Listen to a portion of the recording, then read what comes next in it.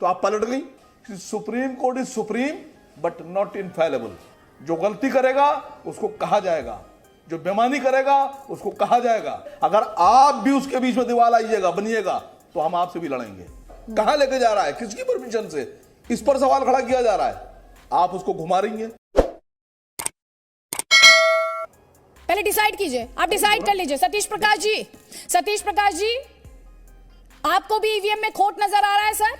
एक बात आपको ध्यान रखना पड़ेगा कि जब से अगर बीजेपी सत्ता में नहीं है तो वो सबसे ज्यादा इन्हीं लोकतांत्रिक संस्थाओं की जिनको बचाने की बात करते हैं, उनमें सबसे ज्यादा सवाल उठाने वाली बीजेपी है। अगर सीबीआई के ऊपर उसको तोता बताने वाली यही बीजेपी है। संवैधानिक संस्थाओं के ऊपर सबसे ज्यादा कीचड़ कहीं ना कहीं बीजेपी ने उठाया। चुनाव आयोग के ऊपर भी सवाल उठाया। मेरा मानना यह है कि अब हमको कहीं ना कहीं इस दायरे से बाहर आ जाना चाहिए कि भारत में जब अधिकतर आबादी ये मानती है, उसका यह विश्वास है कि ईवीएम जो है वो एक निष्पक्ष चुनाव का साधन नहीं हो सकता। अब चुनाव आयोग का काम सिर्फ ईवीएम की पैरवी करना नहीं है, उसका काम है कि देश के अंदर लोकतांत्रिक व्यवस्था के अंदर जो मतदान एक बहुत महत्वपूर्ण अंग है, लोगों का विश्वास कायम हो। और देखिए, ईवीएम के ऊपर सबसे पहले सवाल अडवाणी जी ने उठाया था ना, और ईवीएम के ऊपर उसकी खामियां क्या है, इसके ऊपर भारत में अगर किसी ने महाग्रंथ लिखा है वो जीवन साहब ने लिखा है। ये आप भी जानते हैं, हम भी जानते हैं। सैयद असीम वकार, लोकतंत्र की आखिरी लड़ाई की बात यहां पर अखिलेश यादव कर रहे हैं। ईवीएम पर सवाल उठा रहे हैं। आपकी पार्टी को ईवीएम पर भरोसा है या नहीं है? मैंने देखिए सवाल जो आपने पूछा, आपने तो वाला हिसाब किताब कर दिया कि जवाब दोगे तो भी मेरा, नहीं दोगे तो भी मेरा। हम लोग अपनी बात रखने के लिए आजाद हैं। जिस तरह से इस वक्त अभी जो देख रहे हैं आप, कहीं ईवीएम पकड़ी जा रही है, कहीं बैलेट पेपर पकड़े जा रहे हैं, और अभी अगर बेमानी, अभी इतनी देर से मैं आपको देख रहा था, वो आप पूछ रही थी उनसे, सपा के जो नेता बैठे थे, इतनी देर से तो आप इस बात पे लड़ रही थी, इस बात पे आप उनको डोमिनेट कर रही थी कि कहीं कुछ बेमानी नहीं हुई, कोई बेमानी नहीं हुई, बेवजह में झूठ बोला जा रहा है। और अभी आप जैसी खबर आई कि लेखपाल सस्पेंड और उसके बाद उन पे एफआईआर दर्ज करने के आदेश हो गए, तो आप पलट गई। एक सेकंड सैयद असीम वकार, सर ये स्टंट्स आप पॉलिटिकल लीडर्स के लिए रखिएगा सर, पत्रकार के लिए मत रखिए। पलट नहीं गई सर, मैं जांच एजेंसी नहीं हूं कि जांच यहां पर बैठाऊंगी। मेरा काम सवाल पूछना है और वो सवाल मैं पूछ रही हूं। जो भी जांच एजेंसियां हैं या जो भी एजेंसीज हैं, चाहे वो चुनाव कराने वाली हों, चुनाव को निपटाने वाली हों, मशीन उठाने वाली हों, वो भारत की जो एजेंसियां हैं उनमें आदमी, इंसान ही तैनात हैं, हमारे आप जैसे। तो एडीएम सिंह को सस्पेंड करने का आदेश है, और इसके अलावा जिनसे चूक हुई है इस मामले में उनके खिलाफ एक्शन की बात कही गई है। और देखिए, जो लोग एजेंसीज में तैनात हैं वो इंसान हैं, हमारे आप जैसे इंसान, इसी देश के। और जो इंसान है वो बेईमान भी हो सकते हैं और उनसे गलती भी हो सकती है। बेईमान है तो उनकी सजा है, गलती है तो भी सजा है। ये जो एसडीएम साहब सस्पेंड हुए, ये जिनको हटाया गया, या तो उनको, उन्हीं ने कुछ हरकत की है या उनसे चूक हुई है, कुछ भी हुआ है, लेकिन गलती हुई है जो नाकाबिले बर्दाश्त थी, हटाए गए।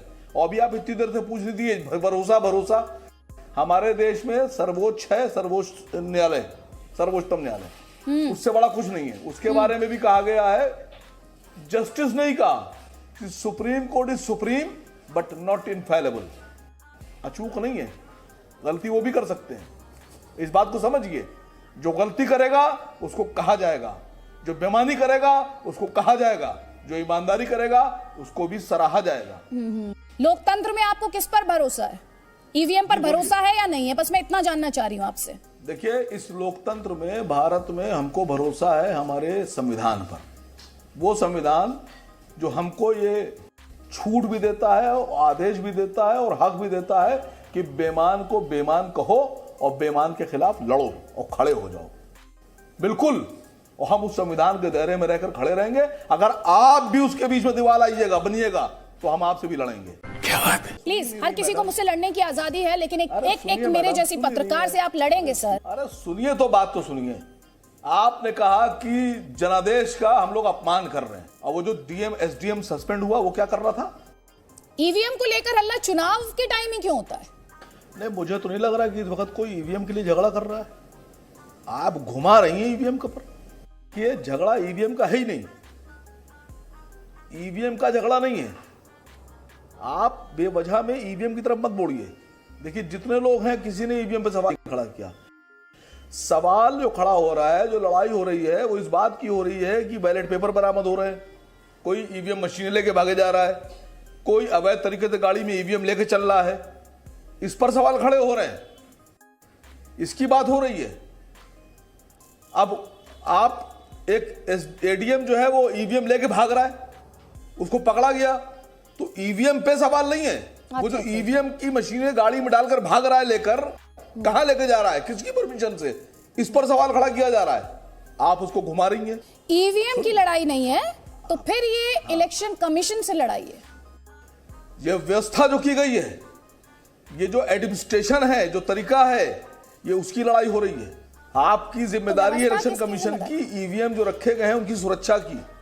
जब ये तय हो गया कि जहां ईवीएम रखे गए हैं वो ईवीएम उसी दिन निकाले जाएंगे, सबके सामने निकाले जाएंगे, सील भी तभी तोड़ी जाएगी जब सारी पार्टियों के एजेंट वहां मौजूद होंगे। तो ये एडीएम साहब कौन, किसकी परमिशन से लेकर, इसीलिए तो मैं आपसे पूछ रही हूँ कि आपकी लड़ाई क्या चुनाव आयोग से है? ये व्यवस्था करने की जिम्मेदारी किसकी है? ये व्यवस्था करने की जिम्मेदारी किसकी है? किसी पार्टी की तो है नहीं। बिल्कुल है, जो लोग भी जिम्मेदार है सबसे है। इलेक्शन कमीशन जिनके अधीन आता है उनसे भी लड़ाई है। इलेक्शन कमीशन के जो चीफ हैं उनकी जिम्मेदारी थी, उन चीफ के जो असिस्टेंट हैं उनकी जिम्मेदारी थी, उन असिस्टेंट के जो असिस्टेंट हैं उनकी जिम्मेदारी थी, जिलाधिकारी की जिम्मेदारी थी, एडीएम की जिम्मेदारी थी, इलेक्शन कमीशन ने जो वहां पर गार्ड लगा रखे हैं उनकी जिम्मेदारी थी, जो चपरासी हैं उनकी जिम्मेदारी थी, इलेक्शन कमीशन के ऊपर जो लोग बैठे हैं उनकी जिम्मेदारी है। और कितनी कहूं आपसे, किसकी और किसके तो चुनाव आयोग से आप सवाल पूछ रहे हैं।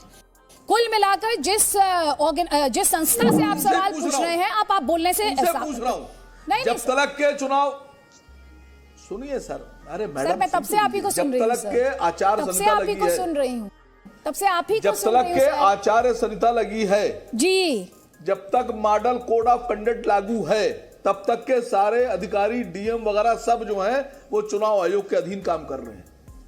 तो सवाल भी उन्हीं से पूछा जाएगा। खत्म। म्यूजिक।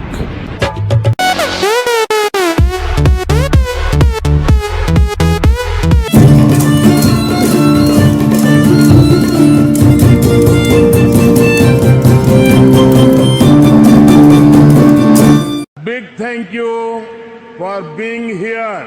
बहुत बहुत धन्यवाद।